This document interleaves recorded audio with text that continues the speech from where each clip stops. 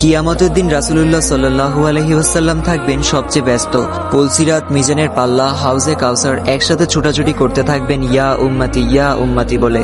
জিব্রাইল আলাইহি ওয়াসাল্লাম ওনাকে তুলবেন কবর থেকে। রাসূলুল্লাহ সাল্লাল্লাহু আলাইহি ওয়াসাল্লাম জিজ্ঞেস করবেন, কি ব্যাপার জিব্রাইল, আমার উম্মত কি উঠেছে? ওইদিকে আবার মুসা কালিমুল্লাহ আলাইহি ওয়াসাল্লাম আরশের খুঁটি ধরে আছেন আর বলছেন ইয়া নাফসি।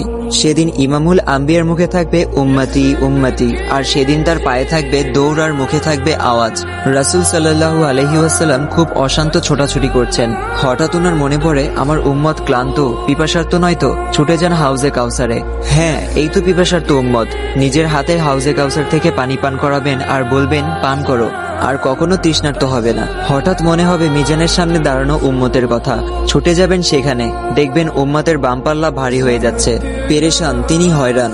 অতঃপর দৌড়ে যাবেন দুরুদের পিটারার সামনে, যেখানে তার জন্য পড়া দুরুদ উম্মতের নাম সহ একটা বক্সের মধ্যে জমা আছে। সেখান থেকে দুরুদ নিয়ে ডান পাল্লায় দিতে থাকবেন যতক্ষণ না তা বাম পাল্লা থেকে ভারী হয়ে যায়। মাক্কামে মাহমুদের পাশে ওনার জন্য আসন পাতা থাকবে। আল্লাহ তাআলা বলবেন, হে নবী বসুন। তিনি উত্তরে বলবেন, না বসবো না। আল্লাহ বলবেন, জান্নাতে যান। নবী সাল্লাল্লাহু আলাইহি ওয়াসাল্লাম বলবেন, না যাব না। আল্লাহ বলবেন, জান্নাতের পোশাক পরুন। নবী সাল্লাল্লাহু আলাইহি ওয়াসাল্লাম বলবেন, না পরবো না। আল্লাহ বলবেন, বোরাকে উঠুন। নবী সাল্লাল্লাহু আলাইহি ওয়াসাল্লাম বলবেন, না উঠবো না। আমি চলে গেলে উম্মতের কি হবে? কিয়ামতের দিন মানুষ তার ভাই থেকে, সন্তান থেকে, পিতামাতা থেকে পালিয়ে বেড়াবে। কিয়ামতের দিন এক রাসূল সাল্লাল্লাহু আলাইহি ওয়াসাল্লাম ছাড়া কেউ কাউকে চিনবে না।